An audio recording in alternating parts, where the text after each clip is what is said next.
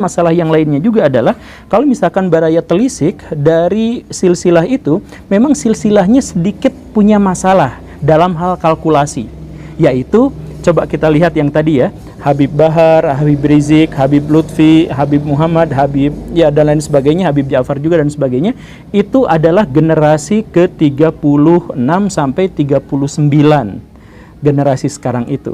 Nah, padahal jarak dari Nabi Muhammad ke sekarang itu, kalau misalkan kita masukkan ke Hijriah, itu sekitar 1.500 tahun bedanya itu.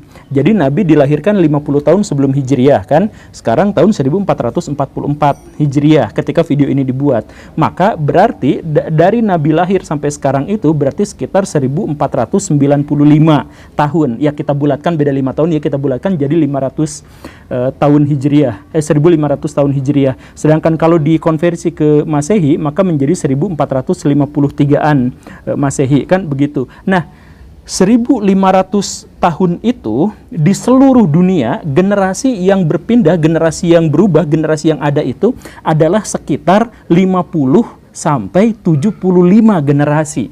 Bagaimana ceritanya kalau rata-rata di seluruh dunia itu sekitar 50 sampai 75 generasi, sedangkan para habaib itu hanya sampai ke 37, 38, 39 generasi. Kalau seperti ini, maka ya tetap masuk akal sih, tapi susah untuk menerimanya karena artinya rata-rata habaib itu baru punya keturunan di usia 41 tahun.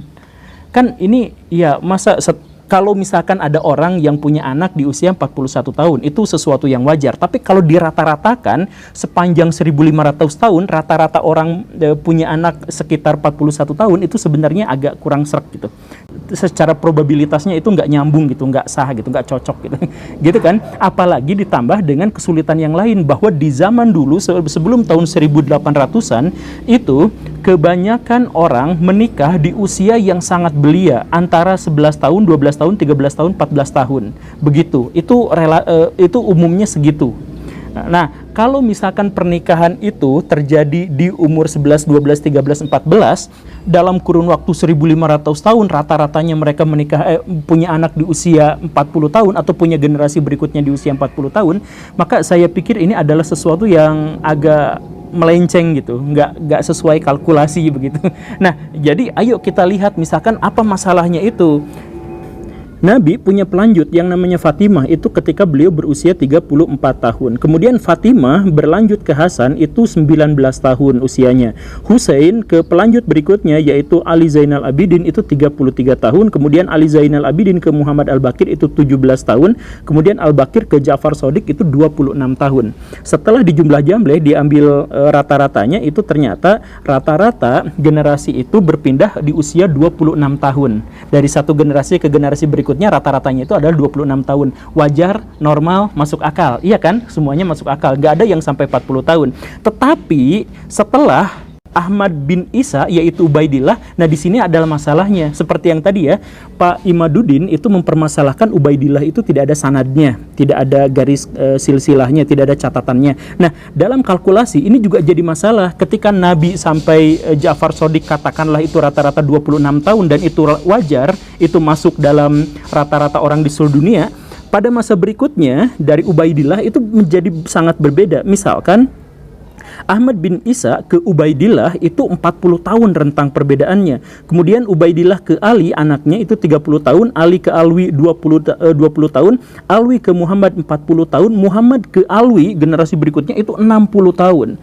Kemudian Alwi ke Ali 20 tahun, generasi-generasi berikutnya Alwi ke Muhammad 30 tahun, Muhammad ke Ali 30 tahun, Ali ke Muhammad 34 tahun, Muhammad ke Alwi 26 tahun, Alwi ke Said Ali itu 50 tahun, Said Ali ke Muhammad generasi selanjutnya itu 55 tahun. Artinya ada di antara mereka itu yang baru punya anak setelah 60 tahun, setelah 55 tahun, setelah 50 tahun dan sebagainya.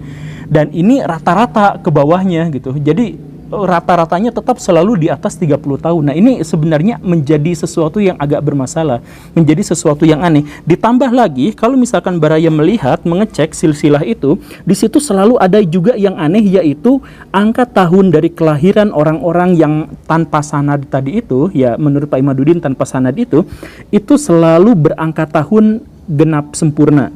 Misalkan Ubaidillah lahir tahun 320 Hijriah, Ali Al-Mubtakir itu 350 Hijriah, Muhammad Al-Maula itu 390 Hijriah, Alwi Syahib itu 450 Hijriah, Ali Qoil Qasam itu sekitar 470 Hijriah, dan Muhammad Sohib itu 600 Hijriah, dan seterusnya dan seterusnya. Angkanya itu pas. Jadi tahun 600, tahun 700, tahun 650 gitu. Semuanya itu gak ada yang koma-koma sekiannya gitu. Begitupun dengan jarak antara dari ayah ke anaknya itu juga pasti genap pas gitu, puluhan gitu, nggak ada satuannya gitu. Nah ini kan sebenarnya agak rancu, agak aneh gitu. Jadi bagaimana ceritanya kalkulasi itu selalu rata-ratanya adalah sekitar 41 tahun, kemudian rentang dari satu generasi ke generasi yang lain itu sekitar 2 atau 3 kali lipat daripada generasi yang pada umumnya, dan kemudian angkanya juga dipas-pasin semuanya seperti itu gitu. Ini saya pikir sih nampaknya juga rancu. Nah jadi dalam hal ini maka kita menemukan ada 3 aspek yang benar-benar meragukan silsilah para habaib di Indonesia. Yang pertama itu adalah tes DNA yang menunjukkan bahwa misalkan yang marga Syihab saja sampai sekarang itu ternyata 50%-nya itu adalah DNA India. Itu yang pertama, tes DNA. Kemudian yang kedua itu adalah dari rantai sanad yang biasa digunakan oleh kaum muslimin di seluruh dunia, itu ternyata sanadnya terputus. Baru muncul tahun 1800-an, bahkan sudah dibantah sanadnya, bukan hanya terputus tapi terbantah sanadnya dari kitabnya Fahru Rozi dan kitab-kitab yang lainnya. Kemudian yang ketiga, secara kalkulasi hitung-hitungan generasi, ternyata generasi para habaib itu jauh lebih tua dan jauh lebih panjang daripada generasi-generasi manusia di seluruh dunia. Nah, rata-rata manusia di seluruh dunia. Ini kan aneh. Nah, tapi ya apapun itu, karena pesawatnya juga sudah lewat, mari kita diskusikan. Ini bukan final pernyataan saya ya. Ini bukan final, ini mari kita sama-sama menelusur, mari kita sama-sama menelaah. Karena bagaimanapun kan kita harus menghormati para keturunan Nabi. Dan karena itu maka kita harus menghormati orang yang benar gitu. Jangan-jangan kita malah menghormati orang yang salah gitu. Jadi silahkan cek DNA-nya, silahkan cek apa dan sebagainya. Saya sih pernah baca bantahan gitu ya, bantahan terhadap Syekh Imaduddin gitu yang menyatakan bahwa DNA itu apa. Tapi kan sebenarnya bantahan yang saya baca gitu itu juga terlalu tendensius gitu. Misalkan tes DNA itu kan dari Yahudi, itu kan nggak pantas gitu dan lain sebagainya, dan itu adalah orang-orang bodoh, orang-orang awam yang tidak tahu soal tes DNA dan sebagainya gitu ya. Dan kemudian orang yang menulis itu bantahannya mengatakan bahwa itu lihat tuh, menurut tes DNA itu ternyata teori evolusi itu sekarang terbantah oleh bukti sains yang di zaman sekarang dan sebagainya gitu ya.